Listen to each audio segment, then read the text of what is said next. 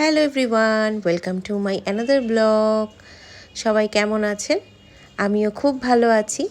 তো একটা ভিডিও দিয়েছিলাম গাড়িতে যে আমরা কোথায় যাচ্ছি, সাসপেন্স রেখে দিয়েছি। তো হেয়ার আই এম, আমি মাওয়া পদ্মা ঘাটে চলে এসেছি। তো সবাই মিলে হ্যাং আউট করতে করতে সন্ধ্যার পরে হচ্ছে চায়ের ক্র্যাবিং তো ডেফিনেটলি। তো সবাই চা খেতে বসে গেল আর আমি হচ্ছে এখানে একটা পেয়ারা মাখা নিয়ে নিয়েছি। এটা নর্মাল পেয়ারা মাখা ছিল, একটু কম ঝাল। এরপর আমি খেয়েছিলাম বোম্বাই মরিচের পেয়ারা মাখাটা, যা খেতে অসাধারণ ছিল এবং অনেক বেশি ঝাল ছিল। তো যাই হোক, পেয়ারা মাখাটা খেতে ভালোই লেগেছে। এরপর পেয়ারা খেয়ে নেক্সট ডে খেতে চলে গেলাম হচ্ছে ডিম সিদ্ধ। যেহেতু ঠান্ডার দিন, সবারই হচ্ছে ইচ্ছে করছিল গরম গরম ডিম সেদ্ধ খাওয়ার। তো এখানেও আমার সাথে একটা মজার ব্যাপার ঘটেছিল, যেটা আমি ফুটেজ আগেই দিয়েছি ভিডিওতে, যে ডিমটা অনেক বেশি সফট ছিল, গরম ছিল, আমি পুরোটা মুখে দিয়ে দিয়েছি, মানে আমার অবস্থা খুবই খারাপ হয়ে গিয়েছিল। তো যাই হোক, তো সবাই মিলে মজা করছি। এখানে একটা খেলনা নিয়ে আমার দেবর হচ্ছে অনেক মজা করছিল। তো সবাই মিলে খেলনাটা নিয়ে, এটা হচ্ছে বেসিক্যালি হচ্ছে আমাদের বুড়া, মানে আমার ছোট ভাগিনা, ওর খেলনা, ওইটা নিয়ে আমরা সব বড়রা খেলাধুলা করছিলাম। ও এসে অনেক খেপে গিয়েছিল। তো যাই হোক, এরপর হচ্ছে আমরা কাঁকড়া অর্ডার করি, কাঁকড়া ফ্রাই খাবো সবাই মিলে। গরম গরম কাঁকড়া খাওয়ার মজাই আলাদা। উনি হচ্ছেন আমার ছোট দেবর। তো ওকে নিয়ে একটু মজা করছিলাম। যাই হোক, অনেক লজ্জা পাচ্ছিল।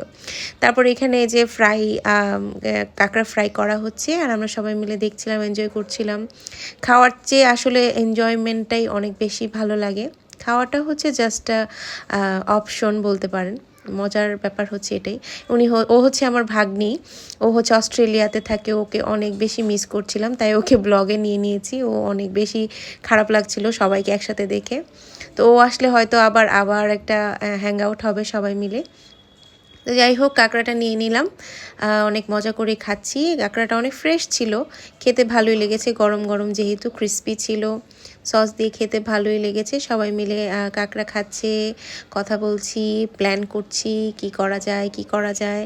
তারপরে এখানে বসেই একটা প্ল্যান হয়ে গেল যে আমরা পরবর্তীতে যাব এখন 300 ফিটে। তো কোথায় মাওয়া ঘাট আর কোথায় 300 ফিট, তারপরও রিস্ক নিয়ে নিলাম। তখন বাজে প্রায় 2টা।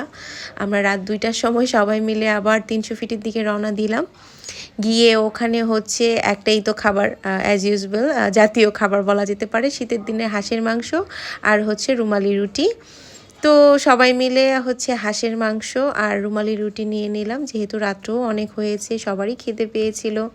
তো সবাই খুব ভালোভাবেই খেয়েছি, খুব মজাই লেগেছিল। রুমালি রুটি তো শেষই হচ্ছিল না। আমাদের এত মানুষ দেখে না, ওরাও ভয় পেয়ে গিয়েছিল যে এত আমরা একটু পরপরই খাবার অর্ডার দিচ্ছিলাম, রুটি শেষ হয়ে যাচ্ছে। মানে এটা নিয়েও অনেক মজার একটা কাহিনী হয়েছিল।